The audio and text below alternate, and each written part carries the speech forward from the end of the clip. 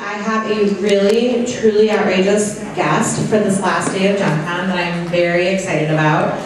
We have new to JemCon, Sophie Campbell, who is one of the artists who's worked on the new Gem comic series. And Sophie has never been to a JemCon before. This is a virtual appearance, and hopefully we can maybe get her to come in person to a future JemCon. We are going to kick it off. We've got a video session. We're going to project it on the screen. And Sophie, I think what we're going to do is if you could just kick it off with talking about your background as an illustrator. Oh, we can see her now. Oh, now we can see you. Hi. If we could just kick it off maybe with you talking about your background, how you got involved in illustrations, artwork, how you got involved with the Gem comic, really kind of what your vision was for it. I believe you were a fan of the show, and just kind of how you brought the modern day Gem to life. And we will have time, of course, for Q&A, but I thought we would just open it up and have you talk about your background and your work on the comic. And thank you. Yeah, sure. Oh, I can hear myself on your end. You want me to stop that? Actually, I wonder if I have headphones.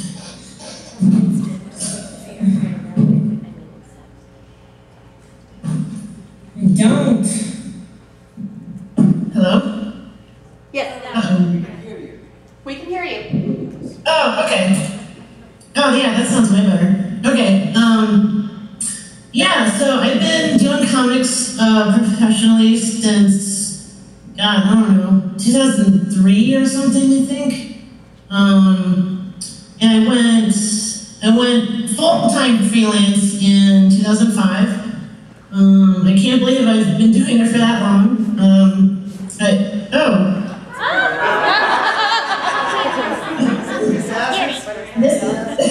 This is the reason I'm doing a video call. I'm not actually there. In the camera. He is extremely bad. Anyway, so I've been doing freelance for a long time. And I got involved with IDW doing Ninja Turtle stuff in 2012 or something, I think. And I think that kind of put me on the radar for Gem. And then I had done some fan art for Gem just for fun, because like I never thought there was going to be a comic or any kind of revival at that point.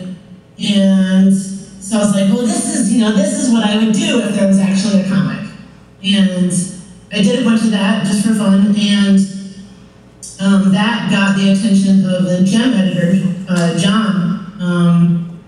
And then I heard through like the comics grapevine that they were doing a comic, and I was, like, put me in contact with the right people, I have to do this. And, it worked out.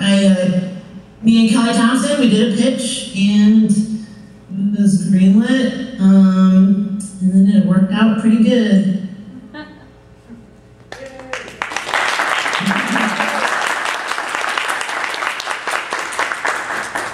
Can you talk a little bit about how that creative process worked with you and Kelly as far as the writing come first and then the artwork, and maybe discuss a little bit how the character art came together for the different characters? They're definitely a modern day interpretation of the holograms, and I would just love to kind of hear more about that.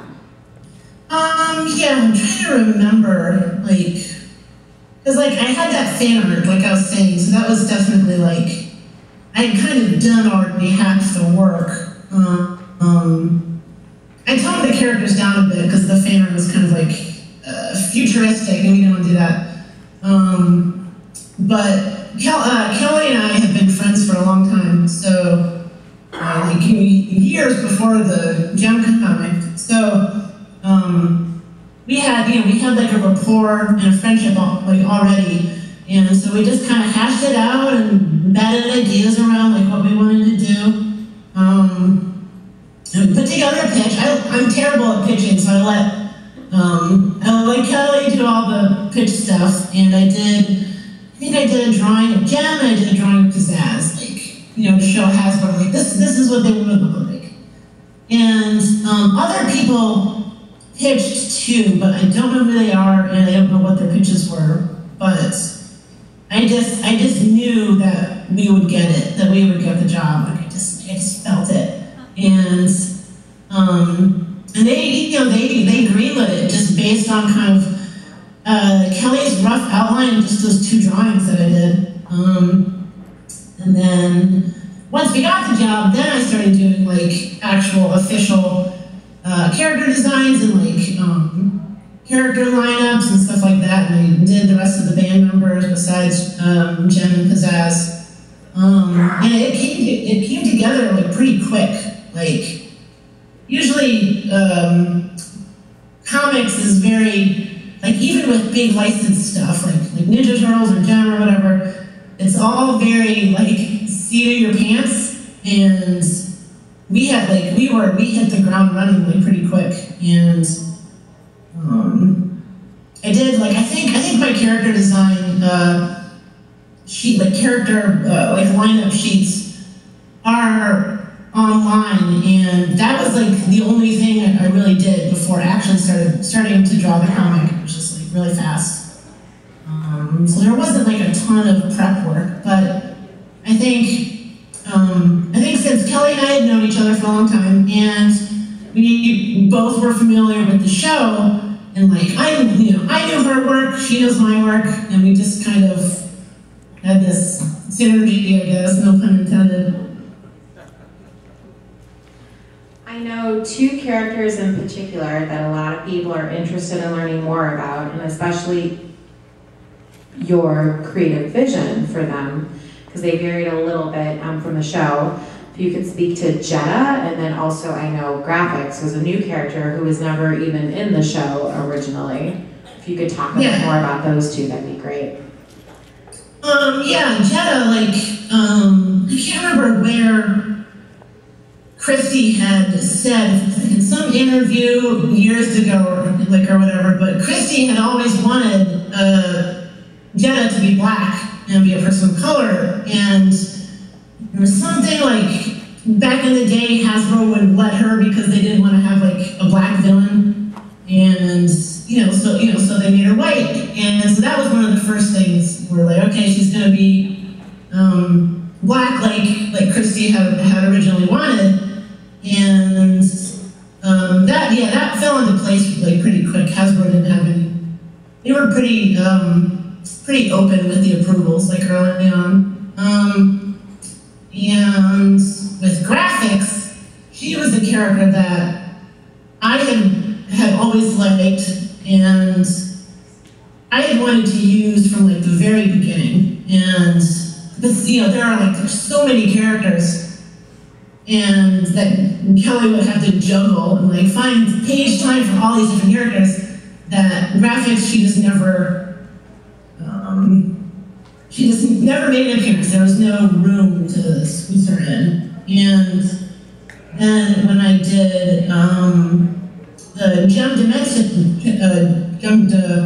Dimension short, it was like 10 pages.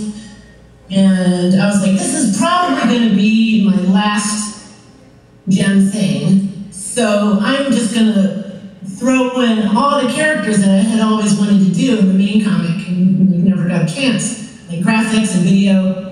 And I just threw them all in, and since it was only 10 pages, there wasn't really time to like flesh anybody out, but I think it worked out okay, and they were really fun to draw. But yeah, I'm really glad I got graphics in there. I think that's like her only official appearance besides the doll. I think that's pretty cool. Perfect. Can you, and I'm not sure if this is more of a Kelly question or a question for you, but can you talk a little bit more about the decision to introduce some of the characters as gay, and there was even a transgender character. And I think part of what resonated with so many of the readers is that it's a non-traditional cast, but it wasn't like a forced, oh, this is the, you know, the token gay character or the token black character. It all just kind of worked with the cast, and it was definitely a modern day interpretation from the original show back in the 80s, but I know the comic has won all kinds of awards, and I think that's part of the work that you and Kelly did, bringing these characters kind of into a modern day interpretation and having more diversity with the characters. I was wondering if you could talk a bit more about that. Yeah, Hasbro, they were really open. There were some things that after a while they wouldn't let us do, so that kind of sucked. But Kelly and I were really on the same page. I think if I had more control, or I had been like co-writer or the main writer, it would have been much gayer. But I think we did what we could, and it just, I just think that's the real world, and it's not the mid-'80s anymore, and there's I shouldn't say audiences are more open to it. I think they've always been, but like the big companies are more open to it and to letting their characters be more diverse and be queer and so forth. And they were really, Hasbro, for the most part, they were really cool about it. And I was happy that they let us do a trans character. I wasn't sure if they would let me have Blaze and Clash kiss in my Dimension story, but they did. And I just kind of, my approach is always kind of like shoot first and ask questions later. We really tried not to second guess what the approval people would say. They're not going to let us do this, so let's not even try. But I was always for, let's do it, let's put it in there, and if they tell us to take it out or whatever, change it, then we'll cross that bridge when we come to it. So I think that helps too. It's like we didn't really wait to be given approval for that kind of thing. We're just like, all right, well, Kimber and Stormer are going to get together, and we're just going to do it and see what they say. And I think it worked out. Awesome. Can you talk a little bit more about, we've got all kinds of Gem fans here, some who grew up on the show, some collected the toys, some just got into it with Netflix, some got into it because of the comics. Could you talk a little bit more about what your experience with Gem was like as a fan growing up? Yeah, I was never I think I was 7 or 8 when the show was actually on TV. I'm that old. And I was never a huge TV watcher when I was a kid. But I remember watching Gem sometimes, and I remember not understanding why the Misfits were so bad. And I would watch, I would watch the show and just get so mad at the Misfits. I didn't get it until I was older. But I think initially when I was a kid, that really put me off of the show because I just didn't understand the tone, I was just why are they so bad? I don't understand. They're so mean. And I would just get frustrated and turn it off. But when I was older, I get it. I get why it's like that. And there's definitely more nuance with the Misfits than I picked up on when I was a kid. I definitely got more into it when I was older, and I understood it. And I feel kind of like the show, like obviously there were plenty of kids into it, but I do feel like the show kind of skews older a little bit. Like, there's all the kind of hijinks in it and stuff, but there's also, like, I don't know, it feels like an older, like a slightly older audience show to me. So I definitely got into it then, and like, you know, I have like the DVD box set or whatever, and once I understood it, I just blazed through the entire show, and yeah, and it's kind of amazing, like any kind of like Gem fandom was never really on my radar until I did the comic. Like, I knew people liked the show, and I would see kind of memes every so often, you know, like what is the gif where like Gem like walks into a wall or whatever. And I would see that stuff on Tumblr and be like, oh, this is what people, you know, think of the show like when they look back. But then like when I started doing the comics, like all these people came out of the woodwork, and I think it was like really interesting because like unlike a lot of other licensed properties like Ninja Turtles or like Transformers or whatever, like Gem up to that point had never had another incarnation besides the original show. In the dolls, but nothing like narrative. Like, you know, there's never a Gem movie until like this kind of recent revival. And so getting to do the comic as a fan was like,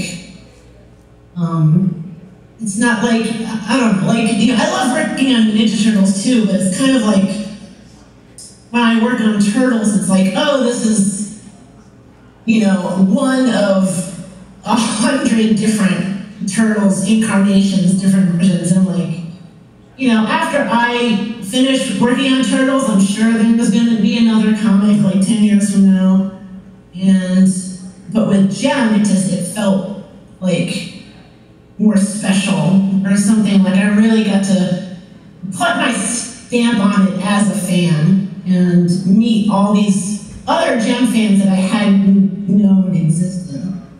It was just kind of this whole world like opened up. That's great. Thank you for sharing. I know this question's going to get asked, so I'm just going to go and ask it. What kinds of concepts or ideas did you want to do that got nixed by Hasbro? Yep. Thank you. Yep. I'm trying to think. We wanted to give Aja a girlfriend. They nixed that. I'm trying to think. What else did we want to do? Silica in Dark Gem was originally creepier, but they wanted me to tone her down. She was like scarier at first. So that's not a big thing, but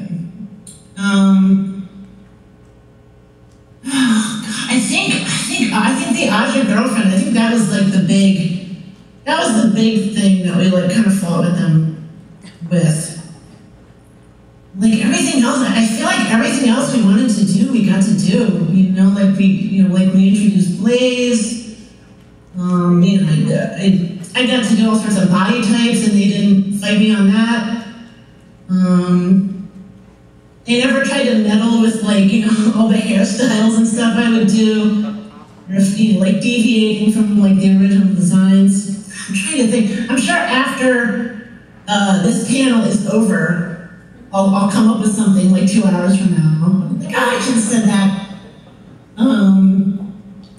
There were definitely a lot of things that we didn't get that I wanted to do that Hasbro didn't necessarily veto, but that like didn't work out, or Kelly didn't like, or I realized was stupid. Like one thing I remember being butted heads about was I wanted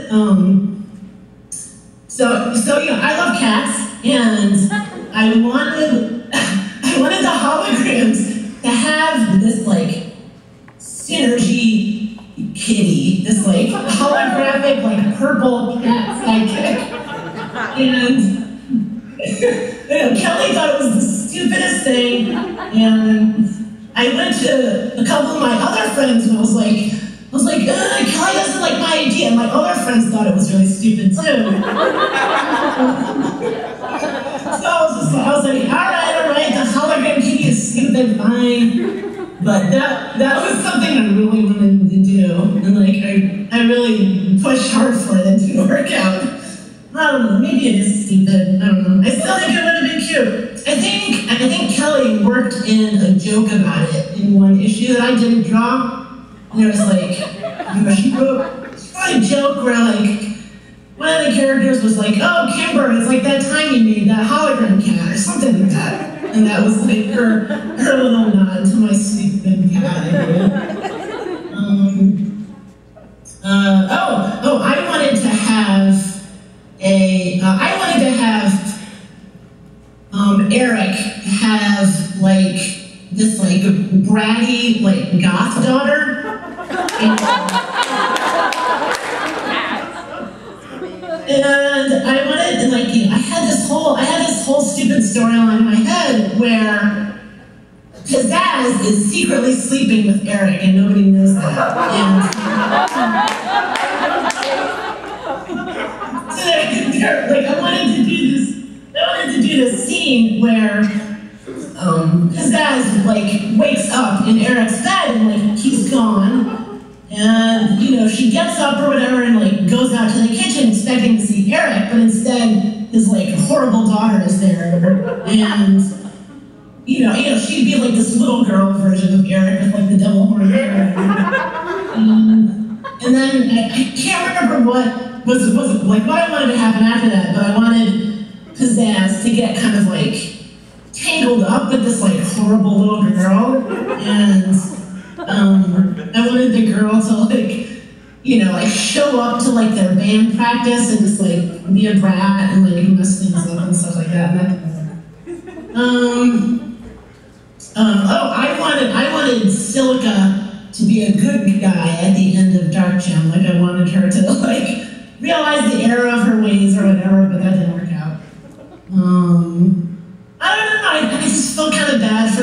Like, I always feel kind of bad. Like, I love villains, but then I start feeling kind of bad for them. It's like, and I'm like, I want them to be evil, but I also want them to, like, be friends at the end. And so I wanted that to happen with Dark Gem stuff, and that didn't work out.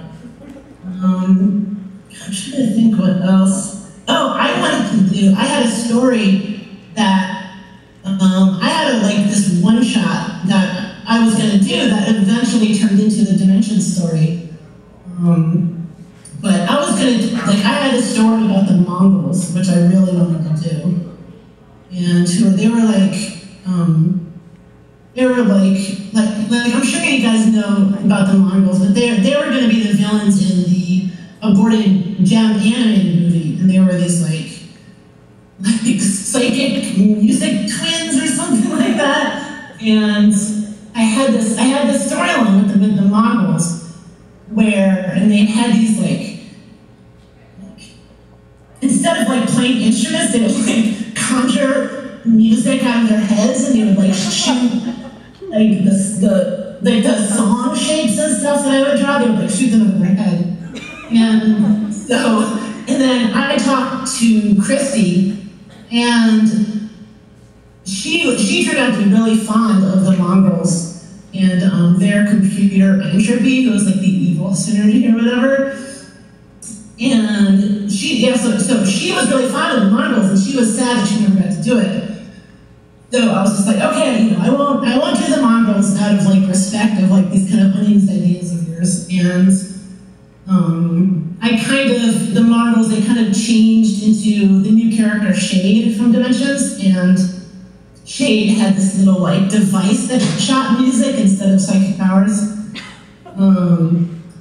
But yeah, I still I love Shade, and then I got to do her, but I still really want to do something with the Mongols, even though I don't think it would ever happen. I think that's it. I mean, obviously, I also would have had Jerrica dump Rio and have Gem and Pizzazz get together, but obviously that would never happen in a million years.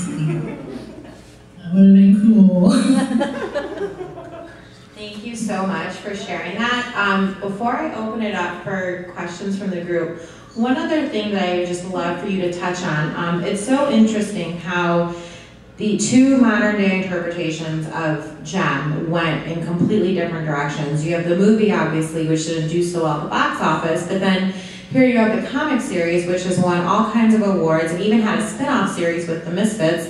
And I know many of the fans have talked about that the reason why the Jem comics did so well and the movie didn't is that you guys actually consulted with Christy and kind of kept some of that original integrity from the show. I'm wondering if you could just speak about that. We did have Christy here as a guest this weekend. She had to leave. And she mentioned that she had worked with you guys a bit. So I'm just curious to hear a little bit more about that, your involvement, bringing Christy on board, and why you think the comics have done so well, whereas the movie went a different direction. Actually, there's I don't know if I should, I don't know if I'm allowed to talk about it, but Hasbro, they were really weird about Christy. I don't exactly know what happened with them, but really early on, we weren't even allowed to mention Christy's name in interviews and stuff. And it was all really secretive and something was this seething thing behind the scenes. And after a while, and they would approve all of our interviews and make sure we didn't mention her. And after a while, I just started mentioning Christy anyway, and just not submitting interviews for approval. And and eventually I think they kind of realized that it's not something they can control, and they kind of backed off on that. But I wasn't involved with the movie, obviously, so I don't know how much Christy was involved. I know she has a cameo in the movie, but I know that she was probably on set for an hour or something, and they just filmed her in the crowd or whatever. But I think, I don't know, I think, obviously there are a lot of fans who like the movie and dislike the comic, which is fine, and I don't know, because, with a property like Jem, it's gonna mean something to something different to different people, and everybody has their own vision of what the characters are supposed to be, and that includes people like me and Kelly, and the professionals who work on the comic, and John too did the movie, and it's not gonna match. It's not gonna line up for everybody, but I do think that the comic was truer to the show, both in visuals and the tone. But then the movie, it kind of did a thing that I feel they always try to do, is adaptations of 80s stuff. It's they always try to ground it and make it kind of dark and a little gritty, with this realism. I don't, that's not what Jem is about at all. And they made Synergy a little robot or something. Maybe they just didn't have the budget for hologram effects or something. I don't know. But the fact that the Misfits weren't in it, obviously that's a huge thing. It's I feel people generally like the Misfits more than they do the holograms. And since the Misfits aren't in the movie, it's what's the point? I don't know. There's no villains. The conflict was just Jericho kind of being mopey about something, and that was the story. And there was no hijinks in it. There was no kookiness of Jem from the show. Nobody had big hair. Some of the makeup was cool, I guess. I think it was Shayna in the movie. There was one scene where she was like wearing like a plaid outfit or something, and I kind of felt like because she was wearing plaid, I was like, oh, this movie's going nowhere. That's the end of this. Well, you know, not that there's anything wrong with plaid, but it's like plaid just doesn't belong in Gem, in my opinion. And it was like symbolic of like what the movie was doing. And it's like I feel like the movie flopped because it came out at a time when I feel like Jem was kind of like being mean. Like I was saying earlier, like, you know, the silly gif of her turning into a surfboard or whatever, stuff like that. And it was like the show was on Netflix and like people were like, oh wow, this old Jem show is really colorful and kooky and weird. And then the movie came out and it's this kind of like gloomy, kind of like dour, like everybody's like crying in it all the time and stuff. And Rio doesn't have purple hair, there's no misfits, it's like, there's no synergy, there's no actual holograms. Like, why are they called holograms? I don't know. And it didn't have the spirit of Jem, and I think that's why it tanked. I do think the movie's not as bad as everyone says. It's not completely horrible. It doesn't really have anything to do with Jem, but it's perfectly watchable or whatever. I think it was also she didn't turn into Jem. I could go on and on, but I think it was kind of like the He-Man, the Masters of the Universe movie in the 80s, where it's like they tried to strike while the iron is hot, and they only kind of took these like surface elements of it, you know, like it's He-Man, but he doesn't transform from Prince Adam, and then they go to Earth. You know, it's just not. It's like they're always trying to like save on the budget, and they just go off in this other direction, and it doesn't have the spirit of the original thing. And I think that's why Jem tanked and kind of became this like weird joke instead. I mean, maybe in like 10, 15 years they'll try again and they'll make it colorful and they'll have the CG budget to do holograms and stuff. I don't know. I think, yeah, it was like the reverse of lightning in a bottle. It's like they tried to catch Jem lightning and they just couldn't do it, and it just fails completely. I know a lot of fans share that same sentiment, so thank you for talking about that. We are going to open it up for some Q&A from the audience. Before we do that, though, on behalf of everyone here, we want to thank you for including the signed prints for everyone in the grab bag. I know that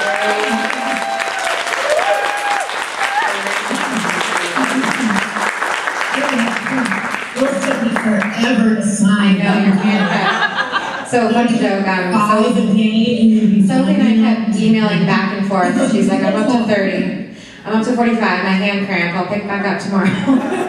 So it went on like back and forth. And also, thank you so much for the pizzazz sketch for the charity auction. We had our charity is called Fill This House, and they help local youth who are aging out of foster care. So it was a perfect time with the Starlight Girls. And total, I think we raised $2,835, which is amazing. Whoa. Yeah. So that's amazing. I know. So I will open it up now to questions. If anyone has a question, you just want to come up in the front because Sophie can only hear us through the microphone. So if you want to come up and ask a question, everyone's jumping out of their chairs right now. Hang on. Okay, tell her your name, where you're from. Thank you.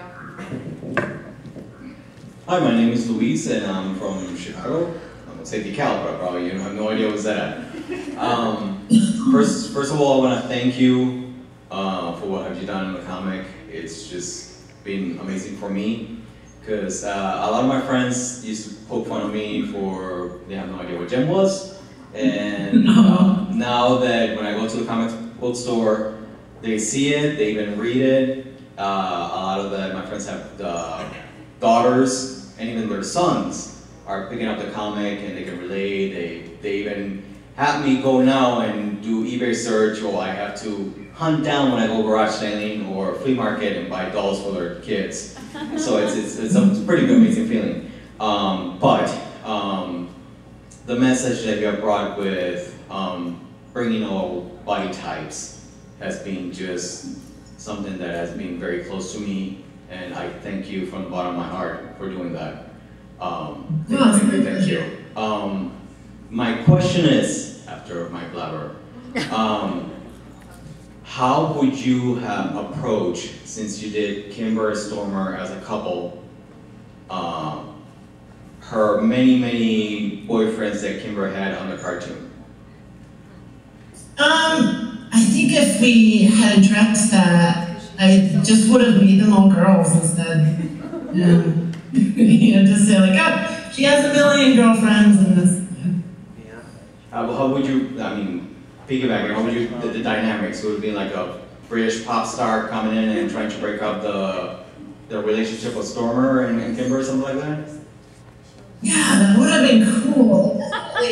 Cause like I think we had a couple of jokes in the comic where like, oh, Kimber, just another girl, like another one in a long line of girls she's been with or whatever. But that would have been fun to have like both like new characters coming in to try to like woo her away from Stormer or whatever, or have her exes, or like many exes, show up and cause trouble that way. That would have been fun. Yeah, one of the many things there wasn't room for, unfortunately. That would have been fun though. Thank you. You're welcome. Hey Sophie, Ken from Canada. Hey. Samantha Newark wanted to say hi, so I need to relay that on to you. Thanks. My question is, so we are here at JemCon because we are Gem fanatics. What convention would you love to go to maybe someday? What's your passion? And I know you love like vintage Japanese vinyl figures. How did you get into that? Yeah, I would love to go to G-Fest, which is in Chicago, which is like all the Japanese monster stuff. Like I would love to go to that and just blow a bunch of money. Or like Wonder Festival, which is a Japanese festival in Japan for all the monster stuff. Like I'd love to go to that, but it's like I'm also far away. Like I wish one of those shows would just come to where I live, so I could just like take a 5-minute drive and go to one of those shows right down the street. Yeah, or if JemCon came to Rochester, I would love to go to that. So I wouldn't have to leave for very long. Okay. Hi, this is Elena. I'm from Toronto, Canada, and I love that you just said that. What a great lead-in, because I'm currently one half of the chairs that's running JemCon, which is going to be in Buffalo next year. So we love you at JemCon. I love you. And I can totally do that. Right?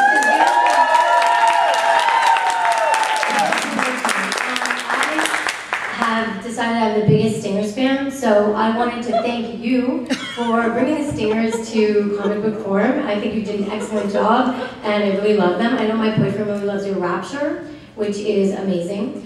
I wanted to ask you, I heard a rumor that the president of IDW has decided that maybe there's going to be more Gem in the comics.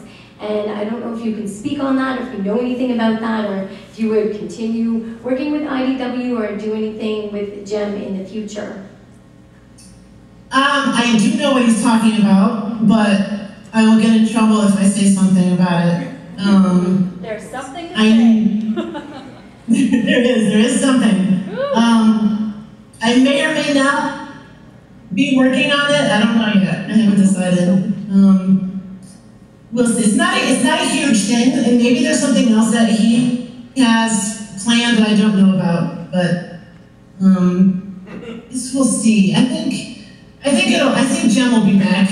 I mean, maybe not with me involved, but like a new version of it. I think it'll be back eventually.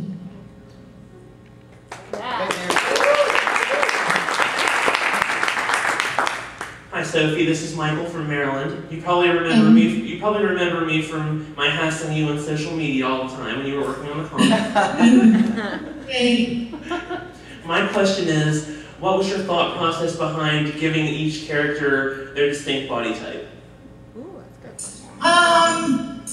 Well, like I was saying about all the queer characters, it's like that's real life. And, you know, I walk outside or whatever and I see all sorts of different people. And that was something like I always wanted to change from the show where every character kind of looked the same body, same face or whatever. And I just wanted it to reflect reality more, and it gets a little boring doing the same body type and face over and over again. So it's more fun for me because I get to draw different types of characters. It's just, you know, it's just a natural thing for me, and that's just what I do.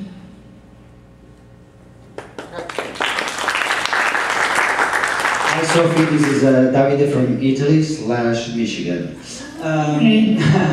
Thanks again for being with us and for your passion that you put in this work, because you can tell you girls were really passionate about it, and that's what made it special and resonate with many Gem fans and new Gem fans. My question is, I want to go back to your relationship with Hasbro. Whether, you know, regardless what they let you do or didn't let you do, could you grasp anything about what they think about the brand or the intellectual property? Do they really care about Gem? Because they seem to be struggling about a way to bring it back, you know, in toy form or cartoon form. There's been rumors about a new cartoon being in the works. Do they really care for Gem? Thanks. I don't know. I mean, we worked with, there was like, you know, like a handful of different people that we worked with at Hasbro, and some of them, they definitely seemed like really invested in the comic and stuff, but then like some of them it's like, you know, it's hard to tell through email and stuff like that, but it definitely does kind of seem like I feel like doing a Gem cartoon at this point is like a no-brainer. And they kind of like, you know, they did the movie and everything, but like, I feel kind of like they didn't know how to market the movie, and it just like, you know, there wasn't really any advertising for it. Like maybe that's the reason why it tanked. And it does seem like they're kind of floundering with Gem, which I don't know. It just seems like really easy. Just make a new cartoon. It's hard to say.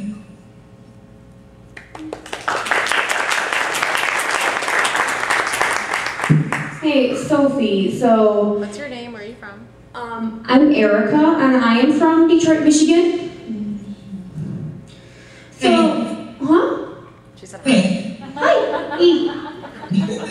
So, Sophie, when you gave the characters in the comic new hair and makeup and, like, aesthetic designs, where did the influences for all that come from?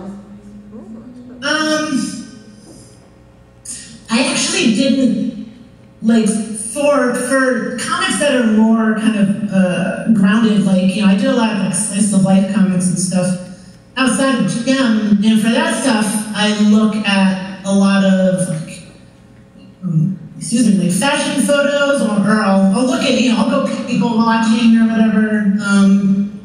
But for Gem, I did have like a folder full of like reference photos and stuff, but I did end up using it a whole lot, and it would my main inspiration for that would be like what would I wish my hair would be if I was this character, and what, you know, like outfits that I wish I could pull off, and that was kind of like, you know, I feel like the Gem show is kind of a wish fulfillment thing in a way, where like, oh, I wish I could be like that stylish and glamorous. I wish I had that jacket, you know, that kind of thing. And that's kind of where like my thought process was with all the different hairstyles and outfits and stuff. Hi, I'm Christina from Cleveland, and I was wondering, I don't know if you're familiar with it, but there's a Batman kind of sort of animation out there called Mad Love, and it is almost like a shot-for-shot of the comic of the same name, and it's kind of, I'm thinking like maybe a lower budget way of kind of doing an animation. And since the comics were so great with all the different themes and the looks, that, you know, do you think that might be something that would be kind of viable? I haven't seen the Mad Love thing you're talking about, but I think doing like, if I understand what you're saying, I think doing like a kind of like one-shot single animation for Jem to kind of test the waters or whatever, like maybe that would be good. Is that what you're asking? Yeah. Yeah, I think that would be good. For whatever reason, Hasbro was like too scared to commit to a full cartoon, and maybe just like, you know, a single cartoon movie and just see how it does and like put it on Netflix or something like that. Maybe I think that would be cool.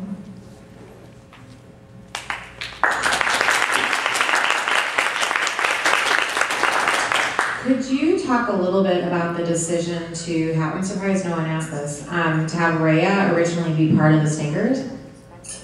Oh yeah, that was my idea. It's because like we wanted to introduce Rhea, obviously, and like I was saying, I really like villains, and I also really like villains like becoming good or whatever. So I thought having Rhea be a stinger at first, so she's like kind of a villain a little bit, and then seeing the holograms and then kind of like going over to their side. I thought that would be fun. It's like good drama, and drawing Rhea to look like in the stinger colors, like the black and yellow. Like that was something I really wanted to do for some reason. And so I made Kelly like put the stingers at the end, at the very end of Dark Gems, so I'd get to draw them before I left.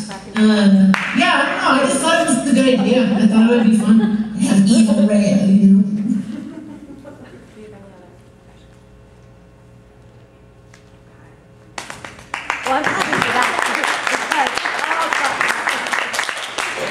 I don't see any more questions in the audience, but that's good because we basically covered the full hour, and I want to thank you again for taking the time to do a virtual session with us. Thank you again for these signed prints, for the grab bags, the charity auction donation, and hopefully we will be in touch with you for JemCon 2019. Yeah. Thanks, Sophie. Have a good one. Yeah, thanks.